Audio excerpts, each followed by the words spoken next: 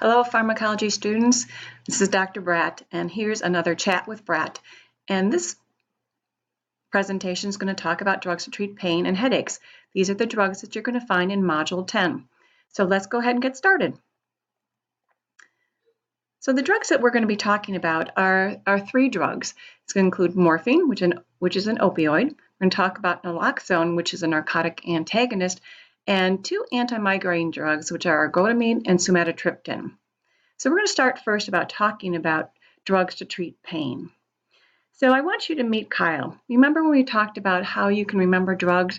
It's always good to connect the drugs with a particular patient or keeping a patient in mind that you would be taking care of. So this is Kyle. And Kyle is a high school senior. On the opening drive from his high school football game, he was hit from behind and he sustained a very significant fracture of his right tibia. He presents to the ED, he's writhing in pain, he's diaphoretic, his heart rate is racing, he is just plain miserable. So one of the things we're going to be giving him is morphine. So keep that picture in mind about what a patient looks like in pain, because if morphine is going to be effective in treating his pain, we're going to decrease those symptoms. So let's look at your prototype. So morphine is a prototype of a narcotic agonist. And if you look at the information that's in your textbook, which is included here on this slide, you can see that it comes in different routes. And if you think about Kyle, he's in the ED and he's writhing in pain, what route do you think you want to give him? Well, of course, you think you want to give him IV because you want to give him the most quickest relief possible. And yes, we would administer IV morphine because we're going to get that rapid onset. And you can see that we're going to get that in a very short amount of time. So that's going to be excellent for him. So some other things when you want to take a look at this is that what it's going to do, it's going to relieve his pain. It's going to make him maybe a little sleepy, but it should give him some relief from that pain, which is also called analgesia. Some adverse effect, which you see listed here in the bottom of this slide, is that you're going to see some other types of neurological signs and symptoms. And I'm going to show you now to take this information and then create what I like to call the drug card. So when you look at this drug card, one of the things that you should be adding to that is you start again from the information to be taking from that prototype summary and some of the reading in your chapter. So the action here is basically, I always like to start with that action because action to me really helps me to understand where those adverse effects come. So some other things on this drug card is I identify the priority assessment, and that you can see is identified by the asterisk. So if you go down that first column, what you're going to see all these different actions that morphine produces. When you look at those actions, the one right at the top of the list is that it depresses respirations. So when you slow down respirations, you're going to be basically retaining then carbon dioxide, and then it can kind of mess with the brain, and it can get cerebral vessel dilation. It can increase the intracranial pressure. But it does other things too. It makes your cough reflex not as significant, and overall it just depresses the sensorium. So you can see then that translates to those adverse effects. So you're going to see that decreased respiratory rate, and if it's decreased enough, you're going to see some hypoxia in the patient. And then your nursing implications, of course, are always going to be assessing for those adverse effects and what you can do to monitor them and to try and reduce their occurrence. The next thing that morphine does is it releases histamine. It also kind of messes with that baroreceptor reflex. You learned about that in pathophysiology. So it's going to cause the patient to itch, and some patients really have problems with that itching, and it can cause some hypotension. And so that's why it's really important then to, of course, monitor blood pressure. And that's why that's a priority assessment, along with oxygenation and that level of consciousness, and to be monitoring blood pressure. It can also mess with the urinary tract and with the GI tract. And that's where you could have some problems with retaining urine. You can have some problems where it messes with the GI tract and it causes constipation. And that constipation can be really a pain for patients all in of itself. And it needs to be addressed very early on if patients are going to be chronically on opioids. And lastly, it can stimulate the chemoreceptor trigger zone. And what happens then, it creates a lot of nausea and vomiting. And so those are some things to be thinking about. But again, look at those things that are starred. Think about your ABCs. That's oxygenation, thinking about blood pressure, and then you're thinking about with altered sensorium that can present some problems with basically falls. And if you combine morphine with any other type of CNS depressant like alcohol, that's going to intensify these side effects even more. So one of the things that you need to do when you're taking care of Kyle while he's on on morphine is you need to assess whether it's working or not. And you need to use a pain scale. And a pain rating scale is an objective way for a patient to relate how much pain he or she is having. We also call this a visual analog scale because it's visually and it's on a metric. So 0 is no pain and 10 is the worst possible pain. It's just not enough to ask a patient if he or she is comfortable. You want to know is tell me if you could rate your pain on a scale of 0 to 10, and 0 being no pain, 10 being the worst possible pain, what would it be? Because that gives us a barometer to know whether or not the pain medication is working. And we want the patient to be able to convey to us how much pain he or she is having so that we know. We can tell the patient also is, okay, if your patient now is at a 10, what would you like it to be? So again, we have a benchmark to know if we're doing a good job with our pain medication. So thinking a little bit about narcotics and for narcotics and antimigraine agents, you think about some lifespan considerations. And when you think about this, you have to think about is, for example, we're talking now about morphine, is that going to be more problematic for an elderly? Yeah, it can be because of the neurological aspects of it. They already have some underlying respiratory problems. This could really exacerbate some issues. Elderly is also going to present some problems because of problems with excretion and metabolism. And then you think about this other arrow. I've got some arrows in this where you can kind of look at that and you can kind of pay attention to why it's an issue for the elderly, and you can see why it's an issue also if you're taking these drugs, particularly the narcotics, on a long-term basis, that can present problems if the patient wants to stop taking the drugs.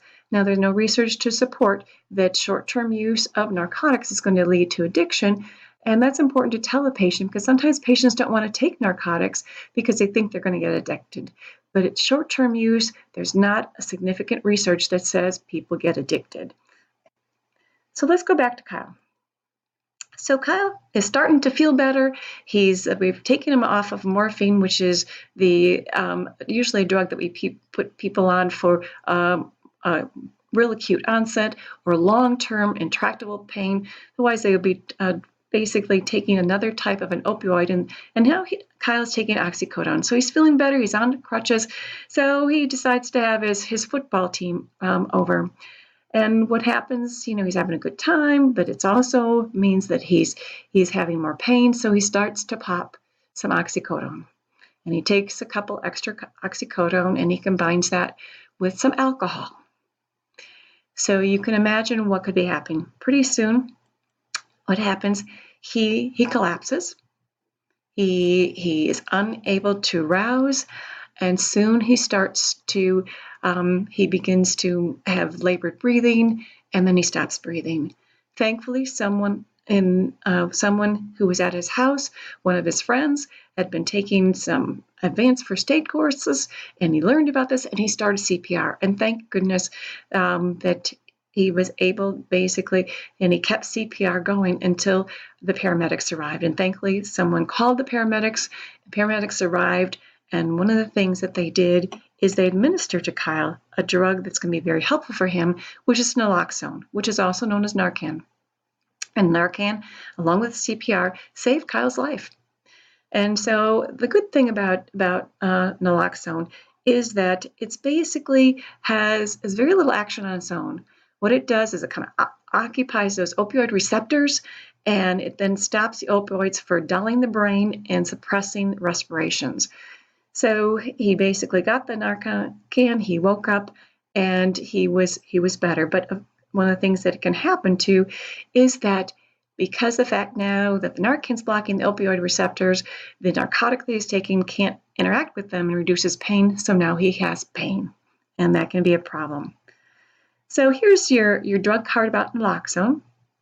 And basically, a couple things that you have to remember is, first of all, that because of that it binds to those opioid receptors, patient's going to wake up, which is what we want to do. But again, it's going to reverse that analgesic effect, so the patient's going to have pain. So the adverse effects then can become some of their actions to that pain. And what can happen to patients then is that they can, and if they have problems, if he's been addicted to now oxycodone because he's been taking it for a while, he can go into what we call narcotic abstinence syndrome. And that's where the patient can have nausea and vomiting, can just feel awful, sweating, tachycardic, the heart's pounding, and just the shakiness.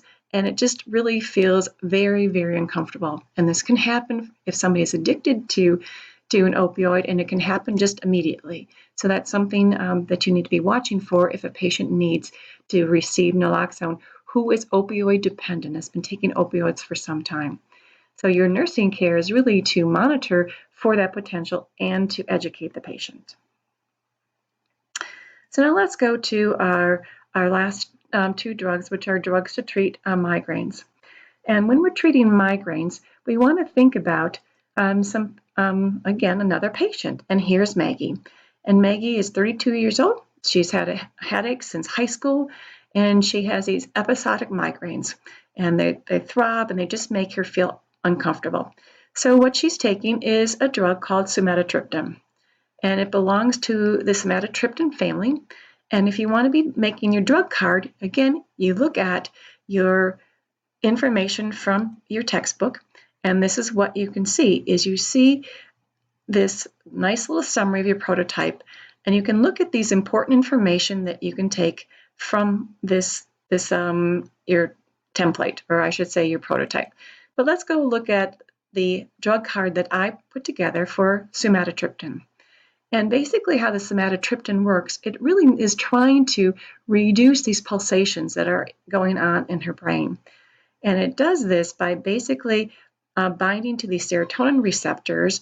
And what it's doing then is it's causing then some vasoconstriction. So these blood vessels are clamping down. So what happens then is it has these side effects. And these side effects are causing this altered peripheral perfusion. And what's happening then is patients feel cold. If you touch their hands, they just feel numb, and you get some of these other side effects. So what happens then is you can get some altered blood pressure with that as well. So some of the contraindications that are pulled off from that prototype summary in your textbook are these contraindications. These other drugs are going to intensify the vasoconstrictive effect, so you're going to get increased side effects. So you really need to talk to Maggie about how she can avoid some of those triggers so she doesn't need to take some of her drugs. So let's talk about another drug. So Maggie is also prescribed Ergotamine. And here's the prototype summary from your textbook. Again, you're pulling things out of your textbook to then summarize it into your drug card. So this is what your drug card looks like. We really don't know real clearly about how Ergotamine works. And it's talked about in its action in different ways, depending on what resource you're looking at. But basically, the end result is that it works by, again, constricting those cranial blood vessels. And the thing about it, it's very similar to the Triptans. And you can see here, if you look at your side effects, it's very similar to those Triptans. And so you can kind of clump those together. And so when you look at this drug, again, you're worried about those problems with the numbness and tingling in the extremities, some coldness in that. And then if you think of those side effects, you can see then why the contraindications of these drugs are. These contraindications are basically reasons why we don't give them is because they're going to exacerbate these signs and symptoms of these other side effects. And so that kind of just summarizes those two drugs, last two drugs with the Triptans and their Ergotamines and what you need to be assessing for. And so hopefully you can build your own med card. So these are the important things to do. And that ends our chat with Brat this evening. So you take care all. Bye-bye now.